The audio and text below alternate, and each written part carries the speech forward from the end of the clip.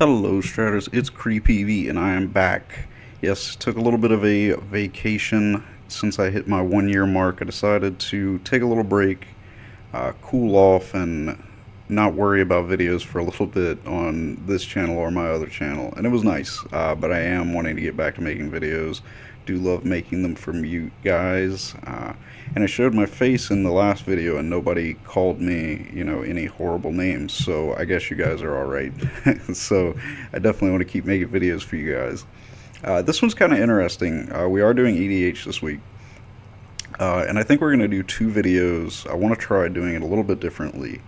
And the reason why is because this deck is a little bit more in depth and a little bit more like the combos aren't quite as simple as some of the other combo decks that we've gone over before. So I kind of just want to do a video that's just a straight deck tech where I just kind of go through everything, and then we'll have another video with some games. I don't know whether that'll be the better format. I think that I did that once or twice before, and I don't remember exactly how it went. But let me know if you guys like it like this or my other format where it's pretty much just me doing a quick overview and then going straight into the games. Let me know on that, but we'll try it this way for this one since it's a little different. So whenever I'm picking decks, I kind of look for like a balance of decks that I think are really interesting to showcase, as well as decks that I just want to play. So I wanted to showcase some things from Battle Bond this week, and I messed around with a lot of different builds. I messed around with Nichila, I messed around with Toothy, and I just wasn't really finding anything that I was really excited about playing. But I had a bunch of decks from Tapped Out Save that I hadn't gotten a chance to really play around with, just things that I thought were interesting. And so I started playing around with Kurkesh Onaki Ancient, I think is how that would be pronounced. And I love this deck so much. This deck is so fun to play, and I'll link the original Tapped Out post so that you guys can see his original deck. Definitely go and show him some love for it if you like the deck. I did make a couple of changes. He had Dark Depths and Thespian Stage in here, and I get the idea, like, you have the space to put it in, then put it in. But the cheapest copy of Dark Depths is like $10 on MTGO, so I didn't feel like it really needed to be there anyway, so I tried to keep the cost down as much as I could. The cost for this one was pretty low. I mean, I already had some of the cards, but I think I bought $20 worth of stuff, and then the rest I already had, which wasn't like a lot, but I did have a few things. But overall, like, the deck is pretty cheap. It's a little bit different than a lot of builds that I've seen online, and that's why I gravitated towards it. But it's very combo based, and of course, we all know that I love combos. But enough rambling. What does this guy do? He has a very simple effect. Whenever you activate an ability of an artifact that isn't a mana ability, you may pay 1 red, and if you do, copy that ability, and you may choose new targets for the copy. So the whole targets thing very rarely comes up, except for our I can't talk today. Proliferate. Yes, and I did say proliferate. I cannot say that word today. But yes, this is a deck that one of our win conditions is infect in a mono red EDH deck. I like the sound of that. Very different. I generally don't like mono red, but this doesn't feel like mono red to me. It's very weird. But so it's a very simple effect. He has a 4-drop, so it's pretty easy to get him out. If he was any higher cost, I would say he was awful. But being at 4 cost, it's manageable. I like that. If you don't understand when it says not being a mana ability, that can be confusing sometimes for people. It basically means that if you tap your Soul Ring, you're getting mana out of it. But if you're doing something like Basalt Monolith, which, let me see if I can find it, I know it's in this deck. Basalt Monolith's effect to untap itself is you pay mana for it, but it's just an ability. It's not the actual tapping for mana. So that ability qualifies. So it's something where, we could untap Basalt Monolith, pay a red, and then lead into what would essentially be infinite mana if it was producing colorless. That's why we have Rings of Bright Hearth. In the original deck, he did not include Basalt Monolith. I personally think that you should. If you've already got Rings of Bright Hearth in, it's infinite mana, why not put it in? I like the sound of infinite mana, especially in this deck, because as you can see, we can pretty much cast everything. Because I think there's 5 red spells in this deck, is how he had it listed online, which is very interesting. But let's go card for card here. The main thing that we're going to be worried about is our artifacts, so we'll concern ourselves with those, and we'll start with the ones that are going to matter to us the most.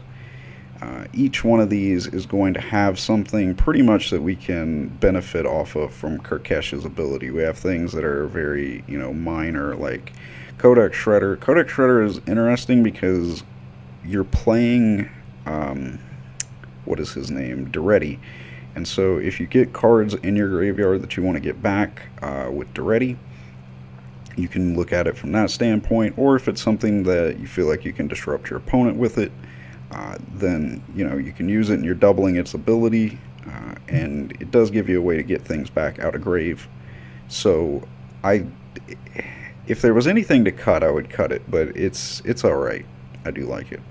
Everflowing Chalice is really fun because we do have our proliferate. I don't know why I cannot say that today. Our proliferate abilities, so we can put extra counters on it, getting it to a higher effectiveness.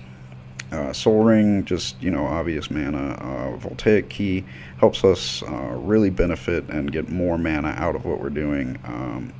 Doubling Cube is absolutely amazing. Just getting to double your Doubling Cube effect is fantastic.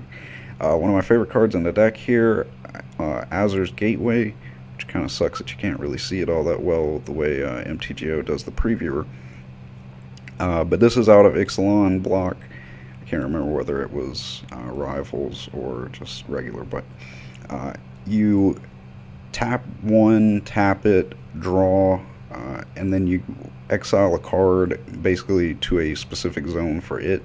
And whenever you've got 5 of different CMCs, then you get to flip it and you get a land that taps for X mana of any one color equal to your life total. Normally kind of slow to get going, especially in Commander, but whenever you can double that ability, and if you are to get out like Rings of Bright Hearth along with it, you can triple that ability. So adds up pretty quickly. I've ended up flipping this thing in test games pretty often, which is really fun to do. Contagion Clasp, just here for proliferate. We'll get in. I guess I should really go over more what we're actually going to proliferate.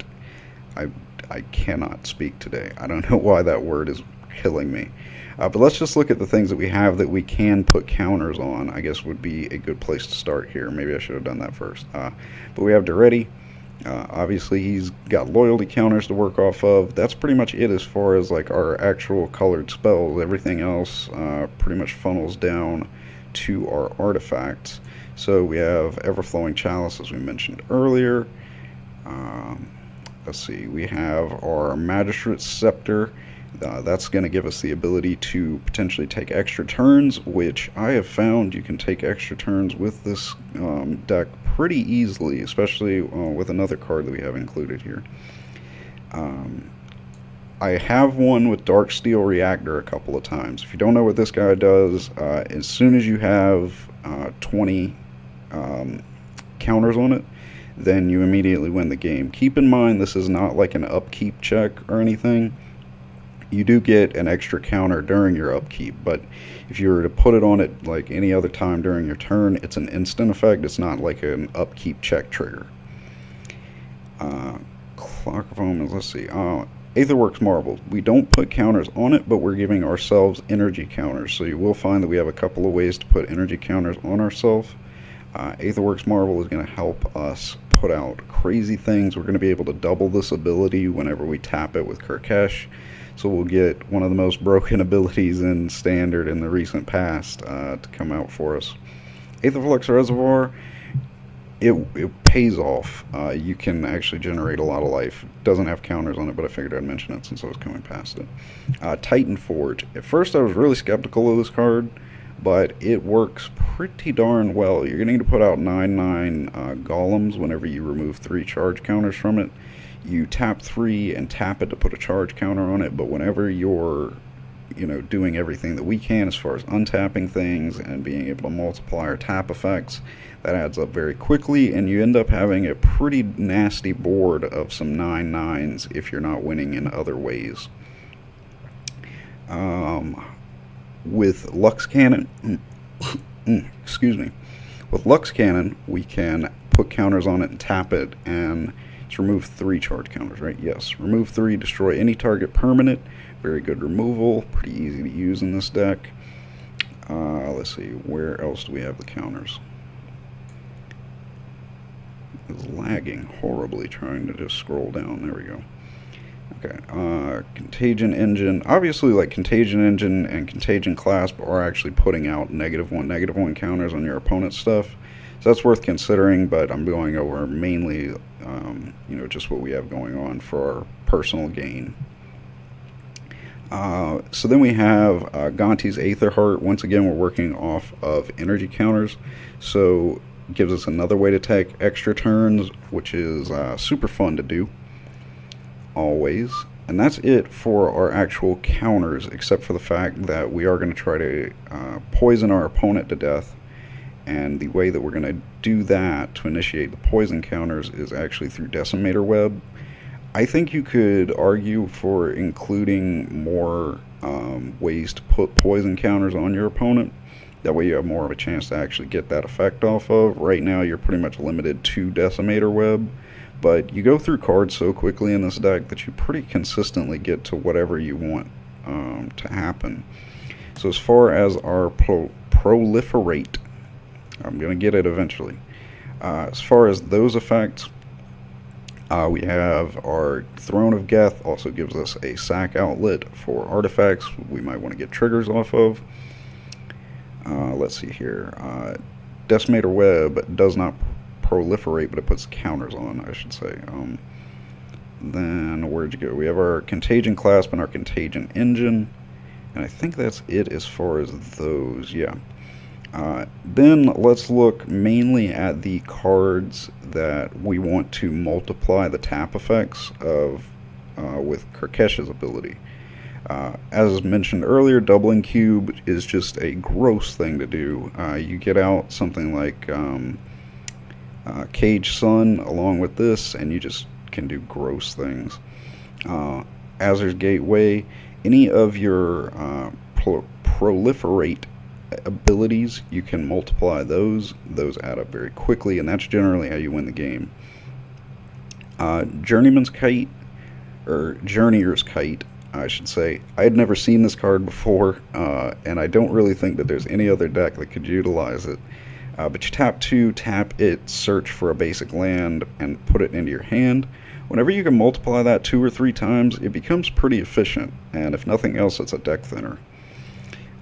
You also sometimes want to multiply your Perpetual Timepiece.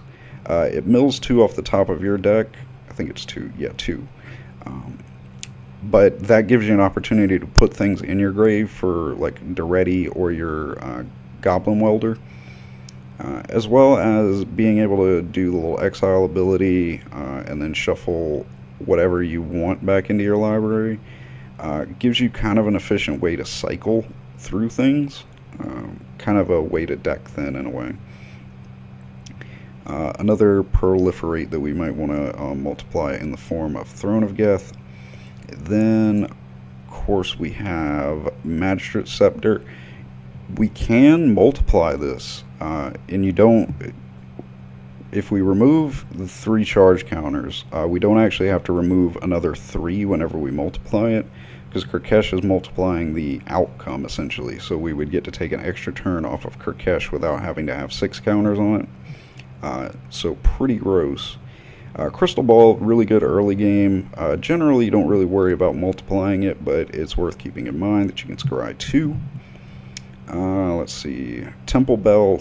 I love multiplying Temple Bell in this deck. I don't know why, but it works out so well every time, and I just start drawing a ton of cards. Titan Forge, you can also multiply it, get some more golems out, which is pretty awesome. Unstable Obelisk, I don't really like this card being in here all that much, but it is worth noting that you could potentially destroy 2 things with it.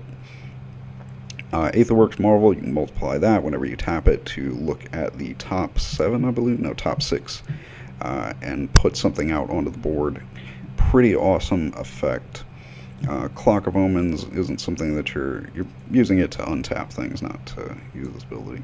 The card that I did not think I would like in this deck, but boy howdy do I love it, Tower of Fortunes. Getting to multiply a card that says that you get to draw 4 cards is pretty awesome, and it's kind of difficult to do like without some sort of mana multiplication going on, or like fast mana, but it's pretty awesome whenever you can get it set up, and I absolutely love it. Being able to multiply Threat and Temporal Gateway gets you 2 things out instead of 1, always awesome. Lux Cannon being able to destroy multiple things. Same situation with the Magistrate Scepter. We're not actually having to take more counters off, we're just multiplying the outcome there. Let's see. Who else gets things? We can multiply our trading post effects, always great to have. We can multiply Kadoltha Forge Master's effects, so get out multiple things at one time instead of just one without actually having to sacrifice extra stuff. You can multiply Memory Jar's effect. It doesn't really help you all that much, but you can. Then you've got Mirror Turbine. You can multiply it, get more mirror creatures out. That one's not quite as effective in my opinion, but you know, it helps. Paradox Engine. Paradox Engine, not something that we're doubling. You can't actually double its effect, but I noticed that it wasn't in the original build that he had listed. I'm not really sure why. I think that it's incredibly effective. So I would include it personally, but you might choose not to. The original creator didn't, but definitely think it's worth a spot in here. Planar Portal, another thing that you can double to get more cards out of your deck. You're getting to tutor for anything. Planar Bridge, you're getting to not only tutor but put anything out on the board if you want, and you can multiply that. You can multiply Gonti's Aether Heart, get more extra turns, which is obviously something that you're going to want to do. Tamiyo's Journal, a little bit slow, but once you start sacrificing your clues and being able to search, you can multiply that effect. Kind of feel like you might want to find another way to generate clues in the deck to kind of help that out, but it generally works out alright as long as you get it out earlier on in the game. Ring of Three Wishes, same thing as Planar Portal basically, being able to search out multiple things without any kind of restriction on it. Staff and then, the 1 damage doesn't really do much, but you know, occasionally if you got a creature with 2 toughness that's giving you a problem, but mainly it's here because you get to draw cards. Steel Hellkite, you're not really multiplying anything, but it's here because it's a great card, to say the least. Mortal Sun, Mirror Battlesphere, and Darksteel Forge. Okay, so that's everything that we're really worried about doubling. As far as our creature lineup, we just have 2. We have our Goblin Welder, and we have our Slowbad Goblin Tinkerer. Slowbad is probably the most effective of the 2, but obviously Goblin Welder has been an amazing card ever since it was printed.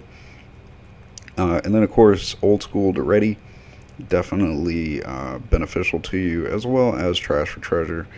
Just another little way to boost yourself up if you're getting behind in the game. And then looking at our land base, we do have Aether Hub in here just because we are working off of energy counters in this deck. Finally getting to use energy counters in EDH. I haven't gotten to do that yet. Ancient Tomb, because you're working with pretty much all colorless spells. Buried Ruin, obviously get cards back. Darksteel Citadel, because it's an artifact, and that way you could sack it off with things like Kark Clan Ironworks. I suck at saying things. Same thing with Great Furnace. Inventor's Fair obviously gives us an opportunity to tutor for some of our cards. 25 basic mountains, because basic land is pretty much fine in this deck. Phyrexian Core gives you a way to sacrifice artifacts whenever you need to. Scavenger Grounds. This is one that I swapped in. I swapped this out for Thespian Sage, I believe. I put it in because it's a very handy way to deal with graveyard decks, because this deck pretty much didn't have anything in it for it. Thought about putting in other forms of graveyard removal, like Nihil Spellbomb, I believe is the name of it. But I decided Scavenger Ground would be good, especially since I needed to replace a land anyway. Shinka, the Blood-Soaked Keep. If you look at Kurkesh, his stats aren't bad, so giving him First Strike kind of gives him the potential to be a decent defender if we're playing against aggressive decks, so always something to consider. Terrain Generator, because we're playing a lot of basic lands. Temple of the False God, because we're playing a bunch of colorless spells. And Tectonic Edge and Strip Mine, because we're playing colorless spells. And also, we generate so much mana from mana rocks that generally we can afford to let go of lands that our opponent might not be able to let go of. So the deck is a little bit more intricate. There's a lot more that you can do with it than most of the combo decks that we've really talked about before. So I hope that I gave a good explanation of it. There is a whole lot going on here. There's a lot of win conditions, a lot of things to do, and I love that about this deck. I don't know how well the games are going to go, because it is a little bit tricky to play and I'm still learning it, but I love this deck and I am so excited to get to play it for you guys. I definitely want to do some things with Battle Bond at some point, but I really want to play this deck right now. So I'm going to work on getting some games for you guys, but I will see you guys later. Of course, if you want to like and subscribe, we always do appreciate that, and that way you can see all of my videos, including all of the videos from all the other great creators here at Magic Gathering Strat.